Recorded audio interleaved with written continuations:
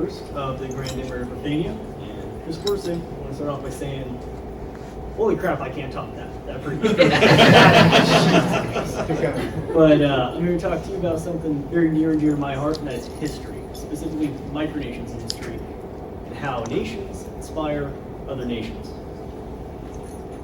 And first up is historical inspiration. Why start from scratch? You can pick up a torch. Many nations out there, micronations, macronations, every kind of nation you think of, often gets their inspiration from other states that preceded them, be they micronations like the Republic of Molossia, Grand Duchy of West Arctica, or in my case, Cal-Sahara, or real nations like German Reich, German Empire, I should say, the Kingdom of Prussia, the British Empire, many other states throughout history. A lot of micronations tend to look to them for not only inspiration, but for symbols like coats of arms, for flags, for anthems, or even for just culture in general. And through this, a lot of micronations tend to connect with the past, try to connect with the roots that preceded them, and try to build up upon them to create their own community. A lot of people find it that instead of starting from scratch with no basis, no grounds in any historical state, it would be a lot easier to build up from what others left behind. Most nations, in fact, do not simply steal historical precedent, but as I said, they try to build upon them in new and innovative ways. A good example, of course, would be Afro-Mission West Arctica. You took a lot of, I wouldn't say direct inspiration, but you took a lot of regalia, you took a lot of symbols from European countries, European sources, but only at a surface level. You went bananas with them and you built, well, probably one of the best nations here. Oh, thank you. All right, I'm going to try that. Come on. Another good example, of course, would be the Queen of Ruritania. I think you don't get much more European than Ruritania. Thank you. And speaking of which, adding on, making something your own. There are several ways micronations adapt history to their own. Many micronations build on the myths, the traditions of their historical inspiration. I know one of my good friends, Christina, the Imperatoria of Psycholia, she built on it in many ways. She, joke a lot of people have is that she kind of has a little British Empire going on, where she has Psycholia, she has all her colonies.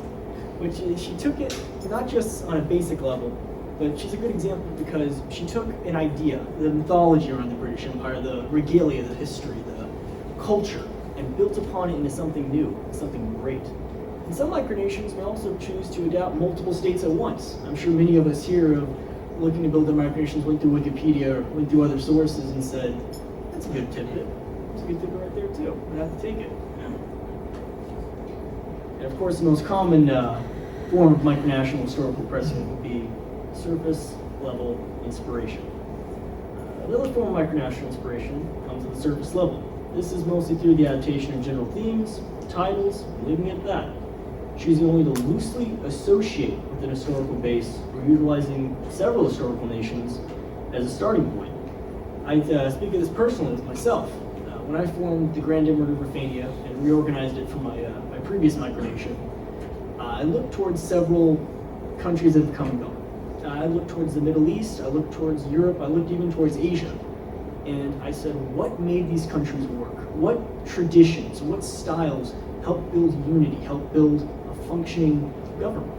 And inevitably I ended up going towards Imperial Iran, Kuwait, and Afghanistan for inspiration. And I took multiple aspects. Our flag shares some references with the old flag of Afghanistan. Our coat of arms shares some inspiration from Libya. Our anthem is also Afghanistan. And even my title, Grand Emir, was a build-on of the previous Arabic title of Emir, which is so common in places like Kuwait, UAE, Dubai. Another thing I have to get to at this point, rip-offs. I think anybody who's spent any time on MicroWiki has seen the amount of countries that call themselves New Prussia. No, I'm not the first.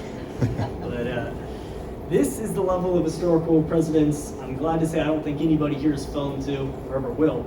And I hope to see that any new micronationalists who might hear this don't ever go down this path. Because when you tighten it yourself to, we are this country, we are the continuation of this country, when you have no precedent, it doesn't work. Just saying you're the new something doesn't really make it simple. So in conclusion, the crappy micronation started.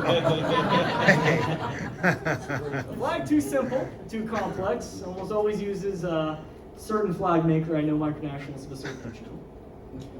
Their army is a couple kids with Nerf guns. But they're effective, but I wouldn't use that. This one will hit home with some people. Claims a hard-to-get-to place they'll never visit. That's not me. That's not me. Sometimes named after a long-dead state. We'll probably end up there, too. There's one I don't really agree with. Under 14, bonus points if they name their country after themselves, but, you know, I don't know anybody who read that. And finally, picks a political ideology they know absolutely nothing about. If you want to make an ideology, you want to be communist, you want to be a monarchy, just do it. That's it. That's my speech. Thank you, everybody.